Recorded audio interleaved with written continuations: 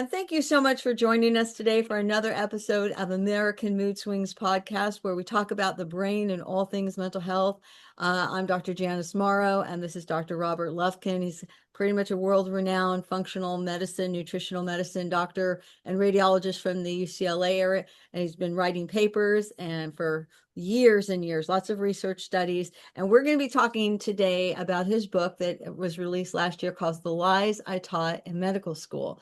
And there's just things change, the message from the health industries and the regulatory agencies, and it's very confusing, but I learned a lot. Probably last year, the two best books I read were this one and Blind Spots by Dr. Marty Makary.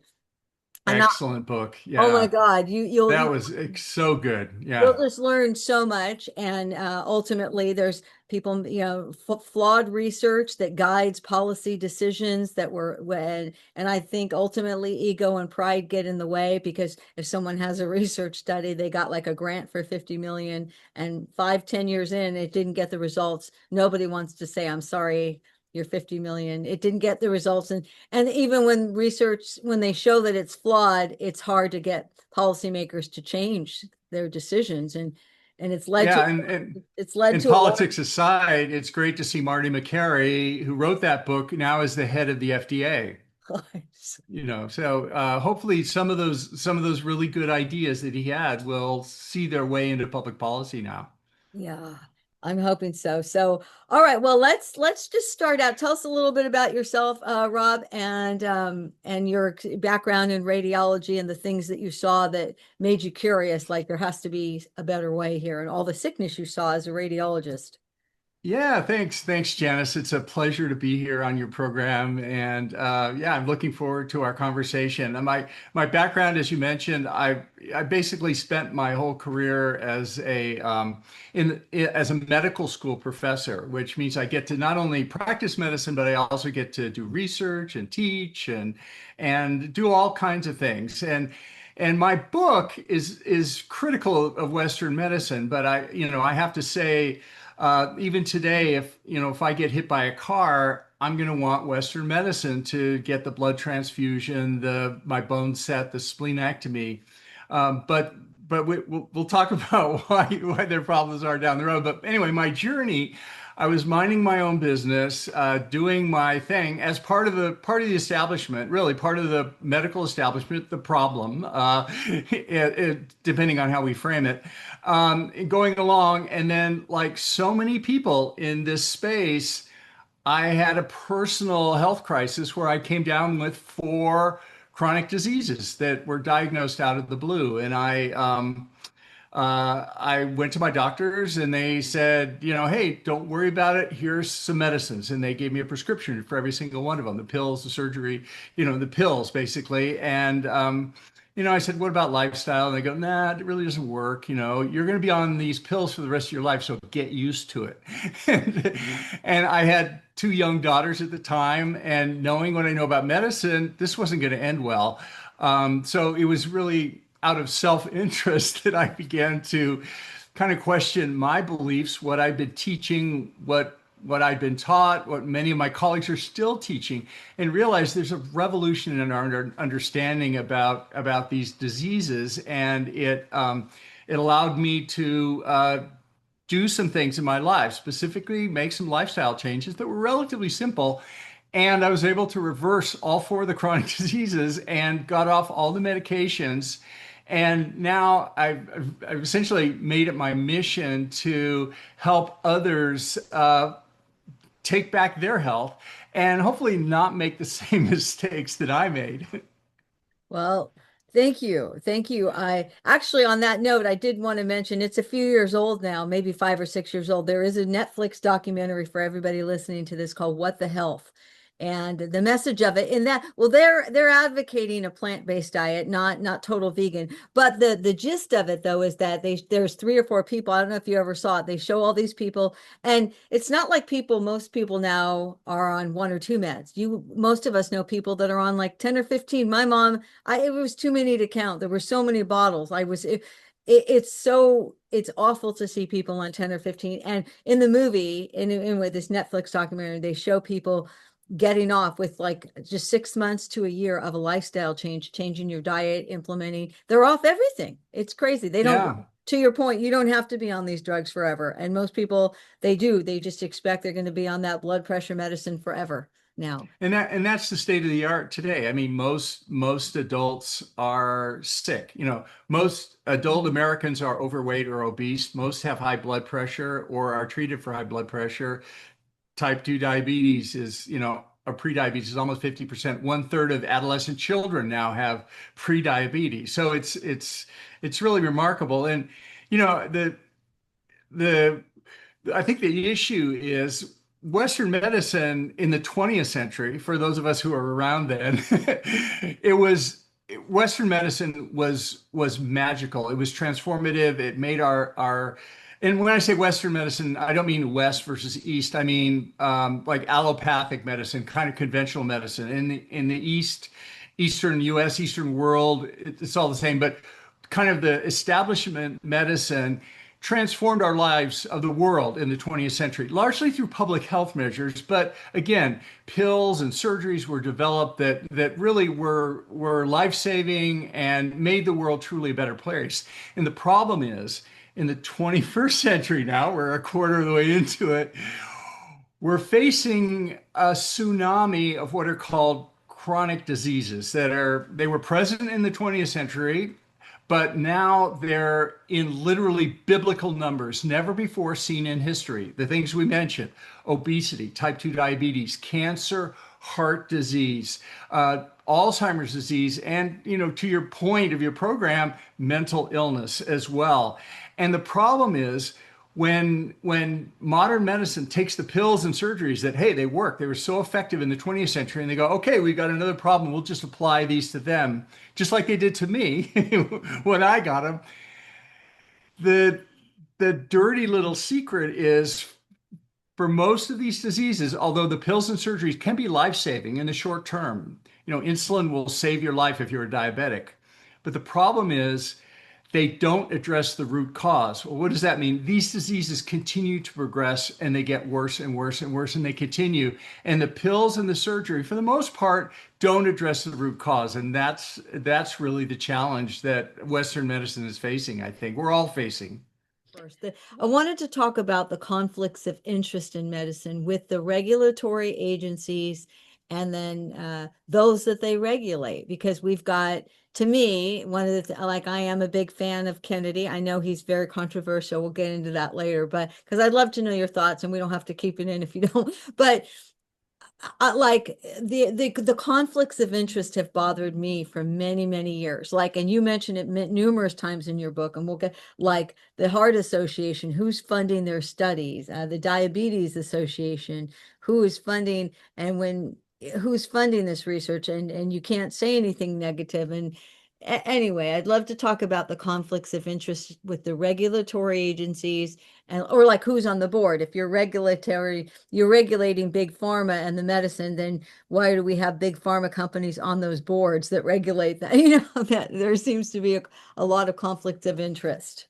Yeah, it's definitely the problem is multifactorial. It's built into the system, and it's institutional. And to your point, conflicts of interest from trusted medical organizations that we should be following, we should be trusting, um, create information that maybe we shouldn't trust. And you pointed out some of them. The American Heart Association, many years ago was funded from a grant from Procter and Gamble, which was making Crisco, which was a seed oil, canola oil, which started out as a lubricant for German submarines at the beginning of the 20th century. But they figured out people would eat it, and it was a replacement for more expensive animal fats. And today the American Heart Association has other sponsors, but they still have on their website, they indicate that seed oils, things like canola oil, are, quote, heart healthy.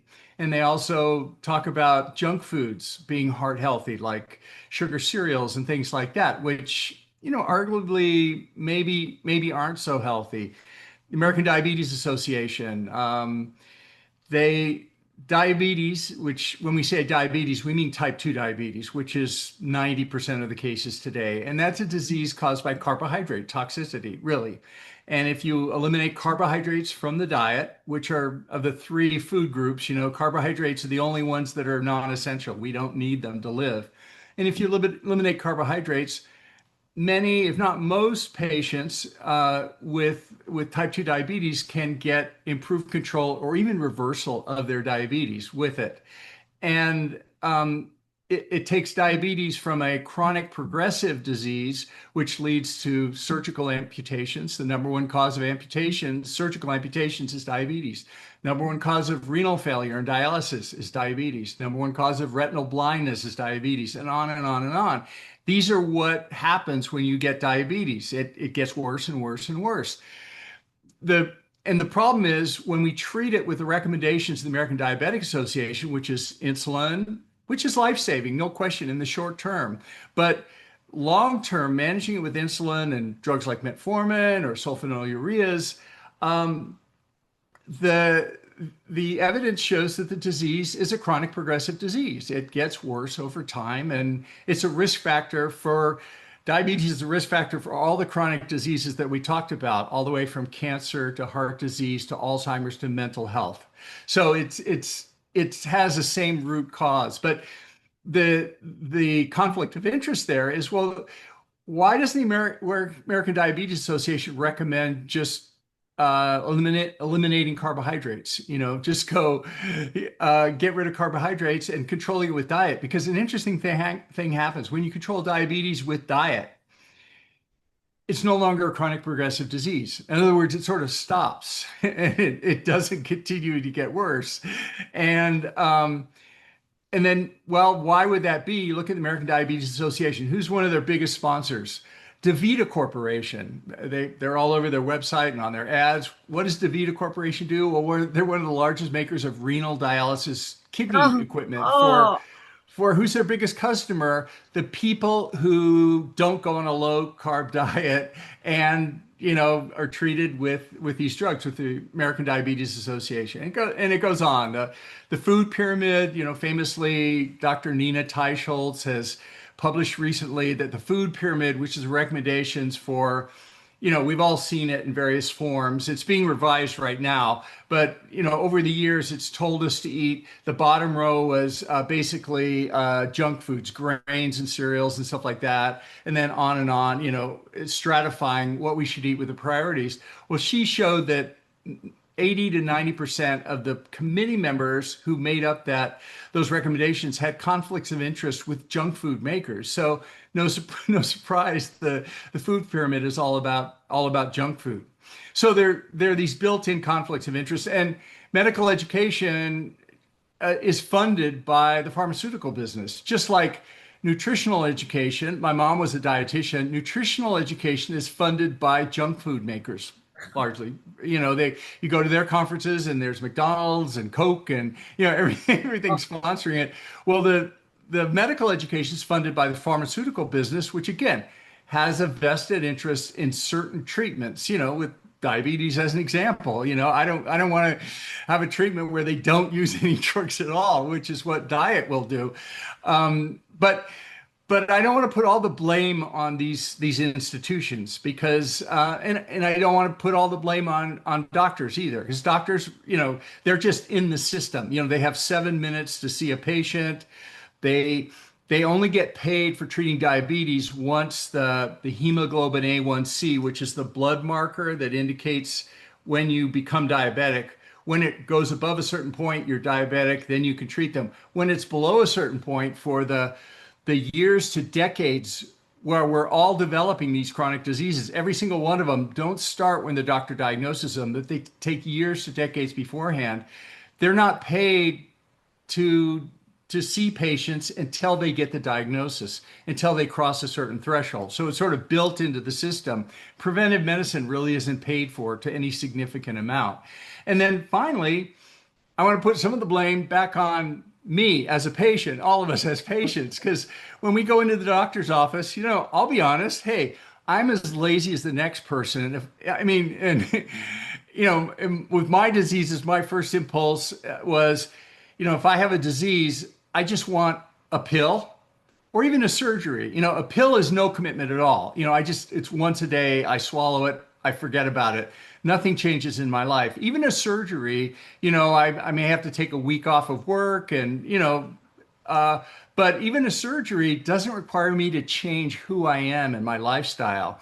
So as patients, we're predisposed to getting simple fixes. In other words, I'm going to go back to a doctor that'll give me a pill and say, "Hey, you're cured. Don't worry about it," rather than a lecture on my lifestyle and you need to lose weight and you need to, change your diet. You need to fix your sleep. You need to fix your toxins. You need to fix your deficiencies. All these sorts of things.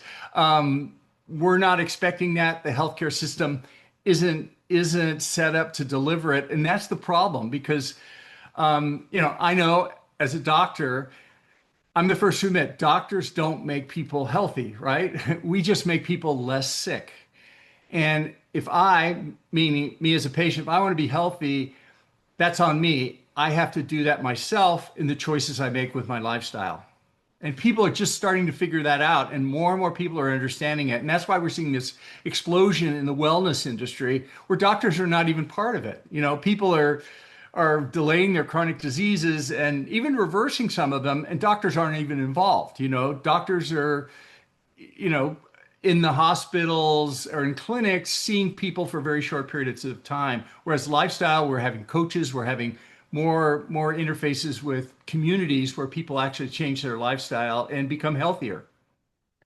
Well, I'm thrilled to see it. One of the things that just really drove me nuts as a doctor during COVID, because we'd listen to the experts on the news conferences pretty much every day, especially the first 2 years. And it was all about hand washing, this and that, wearing the mask, the shots, the COVID shots. But I don't think I ever heard a single person, except for like the alternative doctors, that were saying, where I told every one of my patients, there's certain supplements you can take, strengthen your immune system, get outside, because many of them were even afraid to go for a walk outside. They were just completely like brainwashed almost. I'd be like, well, there's nothing better than the sunshine to stimulate your immune system to fight these, not just COVID, but anything that comes along. So it's the best thing you can do. And there were a few supplements that could really help. But anyway, there was no discourse on that. But I didn't hear any doctors, and I'd be sitting here on the couch like, why aren't these experts saying this?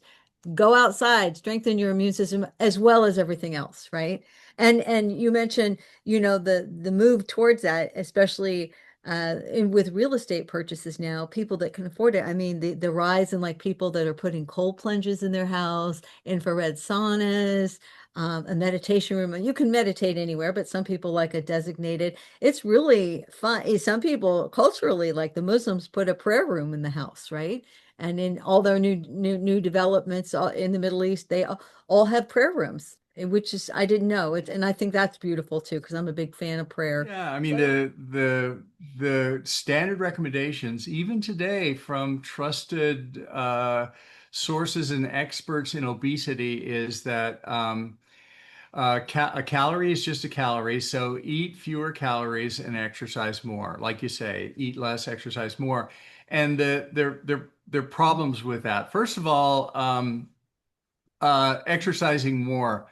We all know that if I want to work up an appetite, what do? I go work out and I work up an appetite, right? And don't get me wrong, exercise has so many health and longevity benefits, but unfortunately, weight loss is not one of them um, because if you do the math, the number of calories you expend, you burn up during any activity is easily overrun by that muffin from Starbucks or wherever that bagel.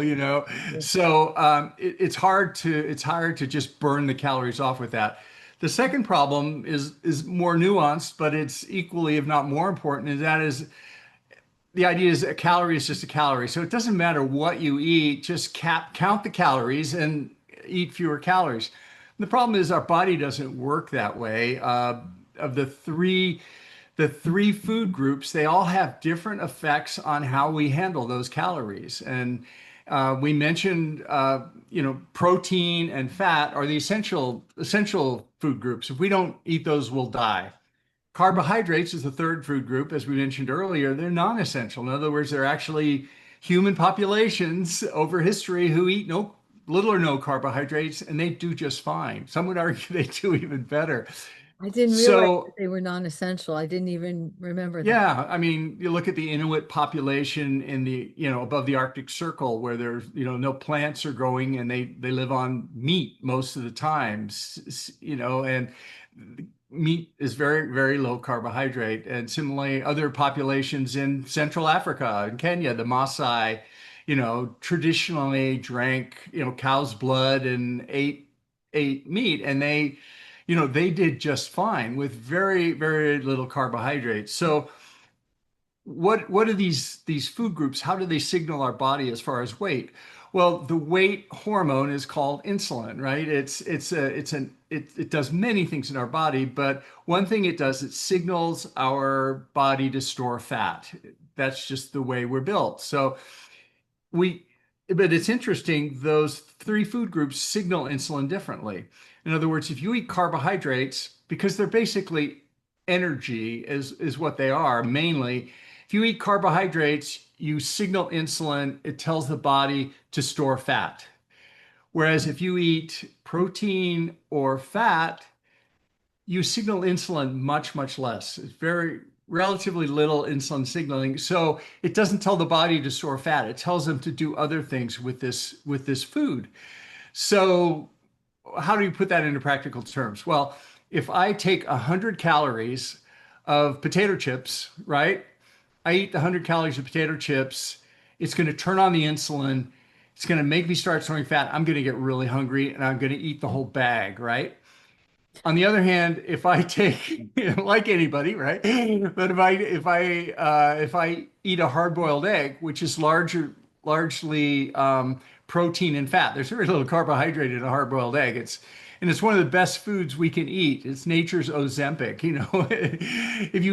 If I eat a hard-boiled egg, it's not going to turn on my insulin, and I'm going to feel satisfied, and I'm going to walk away from the 11 other eggs in the carton and not feel compelled to eat them at all. So it allows me to control my, my eating and my satiety, all sorts of things. So the point is, we can eat 2,000 calories of carbohydrates and we will be hungry and want to eat even more. If we eat 2,000 calories of fat and protein with little or no carbohydrates, even, we'll be satisfied and we won't be hungry and we'll go on our lives doing healthy things. So that the idea that all calories are equal is true in the physics sense and the thermodynamic sense, but we're not thermodynamic animals. We're biological creatures depending on hormones and everything else. And the fat storage hormone depends on what type of food we eat. And that's why the type of food matters, not just the calories. Well, thank you. That's really central to our problem, because in the second half of the 20th century, when I grew up, my mom was a dietitian. So we were on the plan to a healthy lifestyle, which at the time, as you say, we feared eggs. We would go to a restaurant and order an egg white omelet because the yolk has cholesterol, right? Yeah, exactly. And everyone feared eggs. Only eat one egg per day, and even then you're risking a heart attack, and they said, saturated fats. We famously substituted margarine for butter. Margarine is high in trans fats, it's high in seed oils. We now know it's very, very unhealthy, but at the time people believed butter, which has high saturated fats, would cause heart disease. And the whole idea was that fats cause heart disease. So we made our diet a low fat diet, which many cardiologists still subscribe to today, even today. And the problem is, and I followed this diet for many years, a low fat diet, if we pretty much keep protein the same. So of the three macronutrients, it's a zero-sum game. So if you lower one, you have to turn up the other one. So a low-fat diet is a high-carb diet, right? And we've all seen it. We get low-fat yogurt. Well, what do they make up for it? Well, they put more sugar in it, and low-fat anything has more sugar in it. And that was the problem. And what we're now understanding is that the risk factor for heart disease, things like LDL cholesterol, which for so many years we thought was the demon, and it's still treated by the number one drug with statins. Um, Everyone thought that was the cause of heart disease. Now we're realizing that most people who have a heart attack have normal LDL cholesterol when they come into the hospital. So it's more nuanced than that. And we're seeing that risk factors for heart disease, while LDL cholesterol is a small relative risk factor, there are other things that are much more important. Things like metabolic factors, things like insulin resistance, how high our insulin levels, we talked about how high our HDL is, how high our triglycerides are. And these things all depend on carbohydrates. So what's thinking now, what's changed is that we now realize that heart disease is driven for most of us, and it's the number one killer for you and me and most of our audience statistically is a heart attack. Heart disease risk is driven by metabolic disease, which is driven by carbohydrate intake, which is sugar, seed oils, the things we've talked about, not saturated fats. And actually, saturated fats, in my opinion, are healthy. You know, good fats are healthy in the diet. So what does that mean? Well, you're more likely to get a heart attack from eating a donut than you are from eating a steak. In other Yeah. words, the Completely. carbohydrates and the sugar drive heart disease and they drive metabolic dysfunction, which drive everything, including mental illness. You know, back to the theme of your program we haven't talked about yet, but yeah, so Well, it's yeah, all so related. it's all driving that. And the American Heart Association is still sort of hung up on the fat heart hypothesis, whereas there's growing evidence that, and to be clear, it's not my research. I didn't do this. All I do is read the articles, and the articles are referenced in the book and, and elsewhere. And anybody could read them, anybody can interpret them. The evidence is pretty strong. It's very strong that low carb diet is much more healthier for heart disease than a low fat diet. Well, Since we've mentioned it, vegans versus vegetarians versus carnivores versus keto, it's almost politicized now, and it's like one group doesn't talk to the other. But I have to say, I love my vegan friends. I love my carnivore friends. I think you can be healthy doing either any diet in the middle. The problem is you've got to get rid of junk foods. And hey, it's much easier to be healthy on a carnivore diet because all you have to do is just be carnivore or on that end because the stuff is so nutrient rich.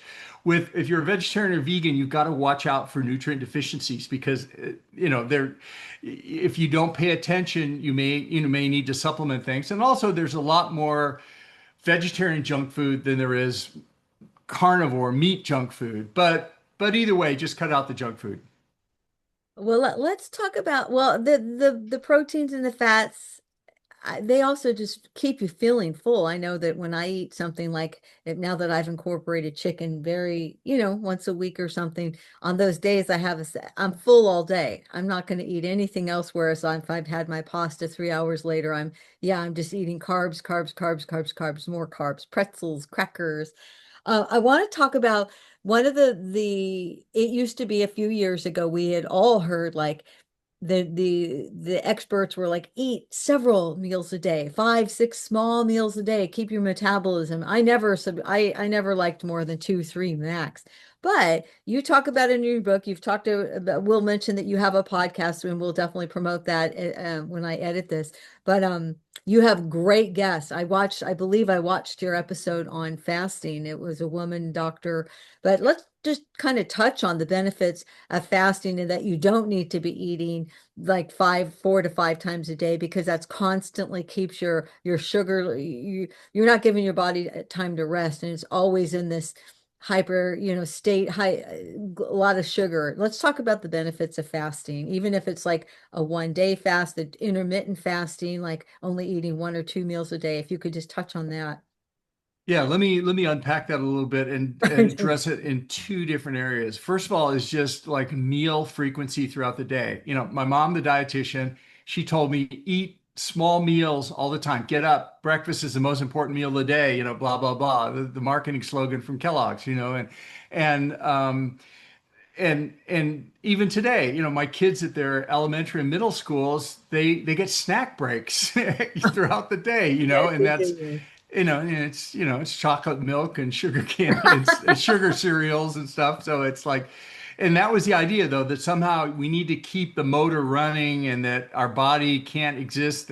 But we know, historically before the agricultural revolution 12,000 years ago, we were hunter-gatherers, which meant we hunted and gathered, and there were probably large blocks of time when we didn't eat. We ate when the meat was there. There was no refrigeration, and when we found something, and then we didn't eat for a while, and that's kind of what we evolved to be in. And as it turns out, there are actually advantages of letting the gut not eat for a while. Just things like anytime we put food in our mouth, the normal body response, the healthy response is inflammation because food is foreign material, right? We take foreign material. We have to turn on inflammation to protect our body in case there's any bad stuff that comes in. So if we're eating all the time, inflammation is turned on all the time as that defense mechanism.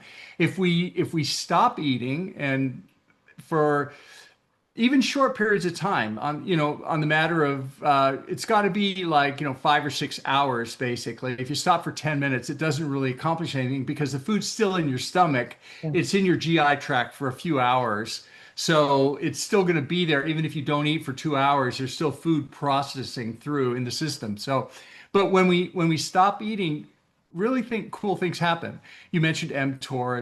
It's a amazing switching molecule. mTOR switches into a favorable state, which turns down inflammation. There's very little insulin present, and it causes the body to repair and do good things like that. So first thing, as far as intermittent fasting, which is sort of daily, what I do is I first thing I did was I when I finish dinner at night, I brush my teeth right away. That way, I'm basically lazy. I won't eat something else because I'll know I'll have to brush my teeth Yeah. again. So that stops me from eating. And then I cut out between meal treats.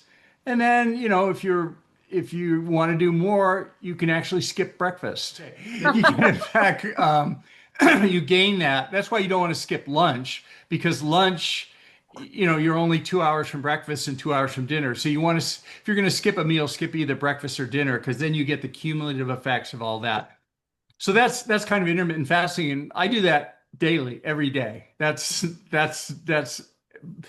what I do there. But then there's another thing which I'm sort of artificially distinguishing, but that's more an extended fast, like maybe 1 day or 2 days or 3 days. And these are water only fasts, really, where, I can drink a black coffee, but, no sugar or cream. I don't put sugar in anyway, obviously, but it's just no calories, really.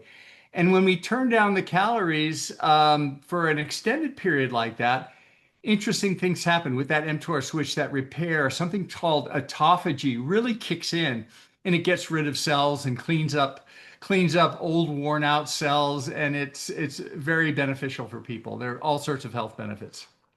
Well, thank you. And if anybody wants to hear more on that, your podcast with the guest, I don't recall her name. I It was mean, a woman. it's funny. Fasting is a way to get metabolically healthy. So, one of our guests talked about it for cancer, the one you referenced. Another one talked about it for Alzheimer's disease.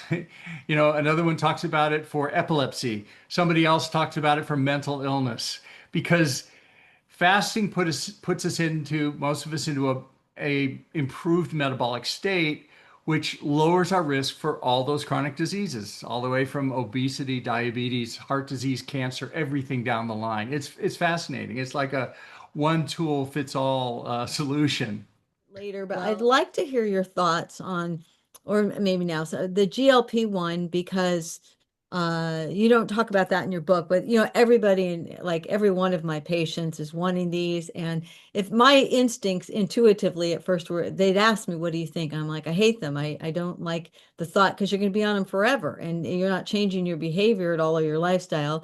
Now I'm kind of like, well, there are some people that are 300 and 400 pounds. If it helps them jumpstart for a few months to get 50, 60 pounds off, and then But I don't know. Like now I saw the other day there's a huge lawsuit against the company and Novartis billion, that people are having visual disturbances. What are your thoughts on the GL? I mean, we don't have to go in depth, but overall, like when I'm sure people must be asking you about them all the time.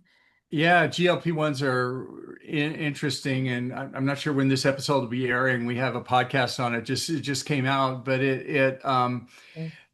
the usual traditional line of physicians, integrated functional physicians who are, heavily into lifestyle, it's like no pills, that's a crutch, a pill. GLP-1s are different than the other things we've talked about in that they not only they were developed for diabetes, so they actually work for type 2 diabetes in reversing the disease, like diet and everything. They also work for obesity. Obviously, we've seen here, you and I here in LA and elsewhere. It's like I can't even believe how thin. I mean, some of them are. I feel like it's too thin, but they work because every people Yeah. that I thought would never be thin, like people that are big bone, they're looking almost to me like anorexic, almost. And They now we're work. finding, yeah, and now we're finding they do other things. Half the people who take these GLP-1 agonists cut back their alcohol use 50%. Other forms of addiction, whether it's gambling, shopping, porn, whatever, that cuts back also kind of independently, and it does something with the dopamine reward circuits in the brain. And people famously talk about food noise. They want to eat all the time. When they take these things, the food noise goes away. Well, it affects other addictive behavior, and then we're seeing it for it's now FDA approved for sleep apnea, and we're looking at fatty liver disease. We're looking at all these chronic metabolic diseases that are on our list potentially. These GLP-1s may have an effect on, and some of them they do have a proven effect already. The interesting thing about them is they help you change your lifestyle. As people who take GLP-1s, they instinctively are less attracted to sugar. Junk foods don't appeal to them, and they'll eat less food, but they'll eat healthier foods. They also don't work if you don't change your lifestyle. In other words, if you take GLP-1s and you're eating a lot of junk food, you will eat less junk food and you'll get thin, but you'll be a thin person on junk food who's metabolically unhealthy. So, what you need to do on GLP-1s is not only eat less, but change what you're eating and change to healthy lifestyle. In particular, if you're on GLP-1s, you need to increase your protein because you don't want to lose muscle mass when you're losing weight, right? You want to lose the fat, but not the muscle. So you've got to increase your protein and you have to do strength training. What the heck is strength training? Well, that's lifting weights, basically. Everybody over 50 should be lifting weights, and the older they get, they should lift more. If you want to, that's the biggest longevity secret is being in the gym and building muscles. Uh, it helps metabolically. It helps all sorts of ways for longevity. But if you're on a GLP-1, you've got to do proteins and strength training. You can at your home you can lift certain things, but it's actually applying resistance to the muscles that you don't necessarily get from running or biking or swimming or those kinds of things. Those are really good for VO2. Yeah, Let one part of the whole metabolic disease picture is bone loss, osteoporosis, osteopenia. That happens with metabolic disease. And what's the fix for bone loss and osteopenia? It's strength training, actually putting weight on the muscles and the bones, resistance training, and that's what you do to bring it back and reverse your metabolic dysfunction as well too. Getting back to the whole metabolic, the theme of your book. Let's talk about, well, no, it is the lie. Everybody, I hope everybody goes out and reads this. It's a great, I learned a lot. But a lot of people are on one of the most like everybody I know, not everyone, but most people are on like a high blood pressure medicine, and then they're on cholesterol medicine. And the effects of statins and because you had a whole section on high blood pressure, night and the things that are affected. I have been seeing a lot of research that's showing Gen Z, unfortunately, they have a lot of opiate overdoses because of the fentanyl stuff, but they're drinking less than any other generation. And happy to see that because I just don't find anything redemptive about alcohol at all. I just don't. I no judgment if people like a little to unwind and relax, but if you never start drinking and get off of it, I think that's great too because I just don't Yeah. know the benefits to alcohol. But if you want to talk about high blood pressure, because it seems like everybody has high blood pressure and they're on some. Yeah, yeah, and the Gen Z, less alcohol, less they're having less sex, Oh, that sort of thing, and even adults in Germany just published the figures for the first time. The alcohol consumption in Germany, home of Oktoberfest and everything, is uh, actually decreasing. People are realizing there used to be a myth about, oh, a little bit of alcohol is actually healthy because it keeps me happy and da da da da da. So, whatever, one drink a week, one drink a day, whatever my threshold is, that's normal and that's okay, right? Everyone tells themselves that. But actually, the evidence is pretty strong that any alcohol is not healthy. The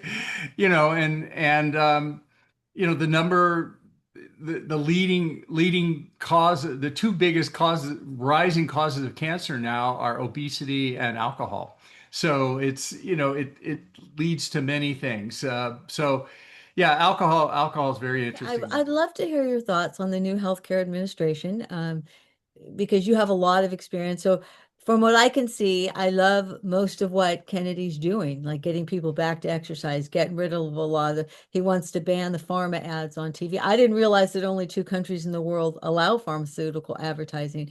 But the vaccine stuff is what most people are upset about. And most of the health industry, I'm on LinkedIn a lot. It seems like most of the health community is very upset with him. And then his stance on the MR. I was a fan of vaccines, and then I have read some research that makes me a little bit skeptical about the heart damage. But I'd love to hear your thoughts on the new healthcare administration going forward, and In then full also. disclosure, I love my Democrat friends. I love my Republican friends. I wish they would get along better.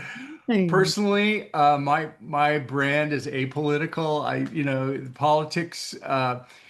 It's a whole different topic. I don't talk about politics or religion or give financial advice. I give a lot of health advice, but Yeah, no okay. financial No, no, advice. no. I got it. But putting politics aside, just commenting on what's happened. I mean, it was very interesting in the last administration.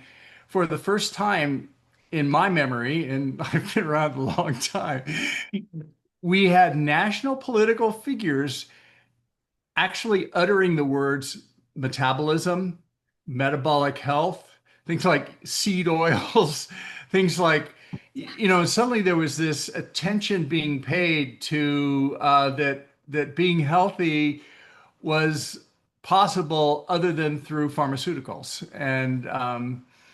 And we're seeing things you've mentioned that no one in the past, no Republican administration, no Democratic administration, they're equally culpable, in my opinion. We allow pharmaceutical ads on TV when no other nation other than New Zealand does in the world because of their corrupting influence on the media. It's millions of dollars corrupting the media paid for by pharmaceuticals. So those ads should not be on there. And even the most favored nation status for costs of pharmaceuticals. Why does one drug cost $10,000 in the US, but if I buy it in England, it's $100? And that's not, subsidized from the government. Those are the costs from the drug company, from the same drug company selling the same drug. And we're seeing other things being addressed about, Marty Makary, the head of the FDA. We're seeing more new thinkers into new positions, and we're having conversations that we never had before. The and conversations are good. It's good to have debates. It's good to talk about things, and that's what we need more of, both from the left and the right, as we know. And it's, do I agree with everything this new administration is doing? No, I think they're going off the rails at some points, and there's a lot of complexity in there, especially the whole COVID thing and the whole, the whole immunizations, the mRNA, it's very, very complex. And it's probably, we don't have time today Yeah. to No, go. I'm happy that this conversation is happening. And these are, what are these guys? These guys are Republicans now in there. But I hopefully when the Democrats get their act together and they get in the White House or they get in power, or whatever that means, they will continue on and talk about health. Make America healthy shouldn't be a Republican slogan. Hopefully it's not. I mean, who wouldn't want to make America healthy again, right? Yet, well, well, you know, well, one thing I mean, you must see this too. Like it used to be, I would see a very, very obese person rarely, maybe once a week. I'd see someone 300 or 400 pounds. To me, that's really, really, really big. But I see that daily now, several times a day. And I had a patient a couple years ago. She's been very she had called, we were catching up, and her MD had told her, because she was close to I'm not kidding, like close to 400 pounds at that point. She did the weight loss surgery and now she's lost 100 pounds. So that's great. She's got a little more to go. But her doctor was telling her how healthy she was because there was no like high blood pressure and all. And she was telling me, and I said, wait, your doctor said you were healthy at 3 to 400 pounds. You need a new doctor, honey. That I don't like that. And she was very upset with me and very sensitive. Well, she's a lot younger. She's in her 30s and from that generation where they've really promoted like body positivity and that it's good to be. I like body positivity and accepting yourself and not basing your whole self-worth on your appearance, but there's no way I'm going to say that 3 to 400 pounds is healthy. And I'm going to disagree with any doctor who says that. Like I want to see people feeling well and able to move. Maybe she doesn't affect it now, but I watched my mother die from heart disease, and I think a lot of people die before the latter stages. But that last year, when I had never seen this before. She had diabetes and heart disease, but when water's coming out your legs, I'd never seen that. And then they get blisters and they pop, and you're cleaning the wounds, and it's excruciatingly painful. So when she's telling me how healthy she was, I'm thinking of her because my mother was heavy most of my life, thinking she's going to end up like my mom. And I don't want to see that. I don't want to see her screaming in agony from the results of these chronic metabolic diseases that could have been. We need to talk about it, like you said, have a dialogue.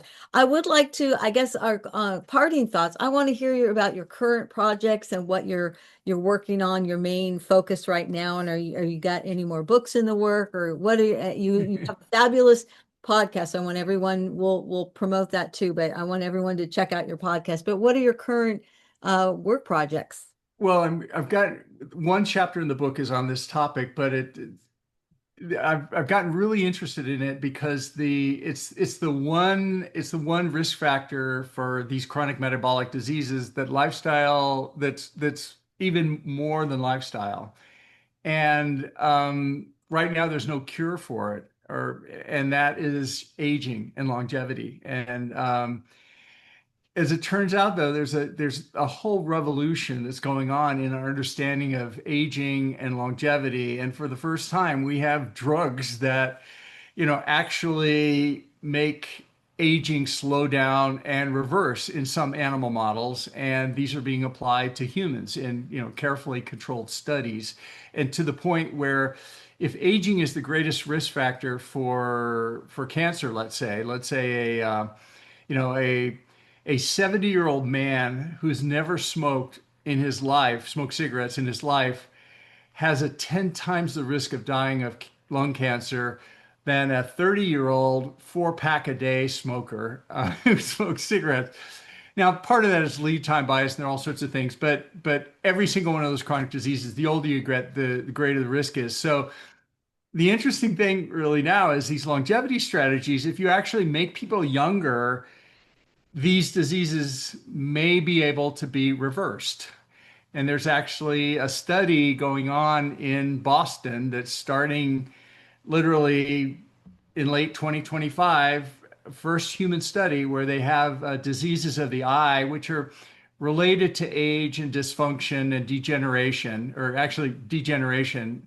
One is their optic nerve neuritis and glaucoma, types of those, but they're injecting a new type of factors into the eye that rejuvenates the eye. In other words, it doesn't necessarily you can make the argument it doesn't specifically treat the disease. It just makes the cells younger.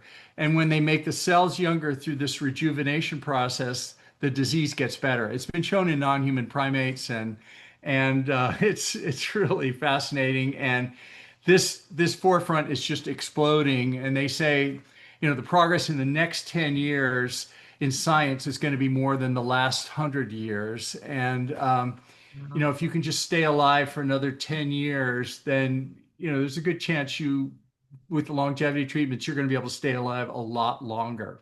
So anyway, Okay. Well, that's got you interested right now. And then, are you still teaching, or you mostly do lectures? Are you still a teacher? Is it yeah, UC? I'm a full-time, actually, I was at UCLA. Now I'm at USC, which is just another medical school in Los Angeles. But I spend most of my time teaching other doctors at courses or patients through social media and outreach that way, and podcasts like this.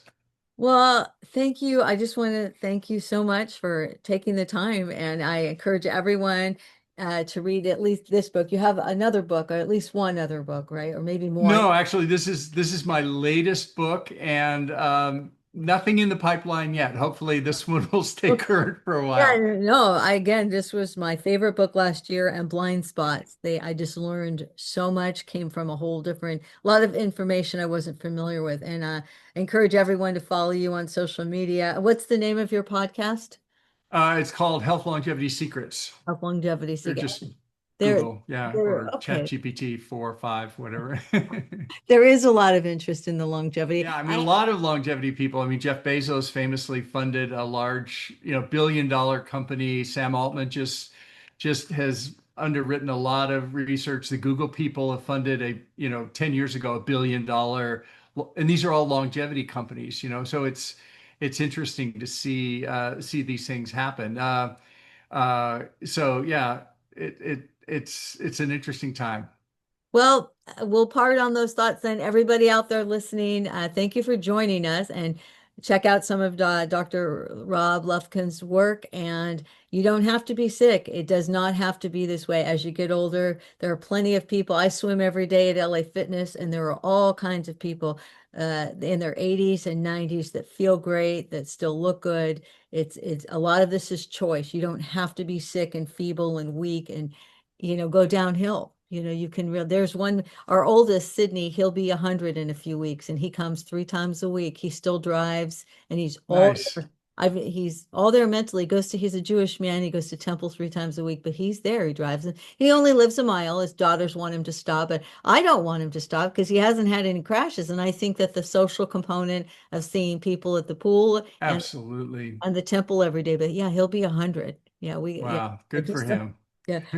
Thank you, and have a good rest of the week, okay? Yeah, you too, I Janice. hope I hope Thanks. I hope we meet in person, and I'll stay in touch. Yeah, definitely. Okay. Definitely. Oh, if butter is butter there, do you want to, is she near your feet? Butter is not here, Oh, okay. If unfortunately. butter's aside, we're just gonna let her make a cameo. Okay, thank you Thank so much. you. All Have a good right. one. All right. Bye-bye.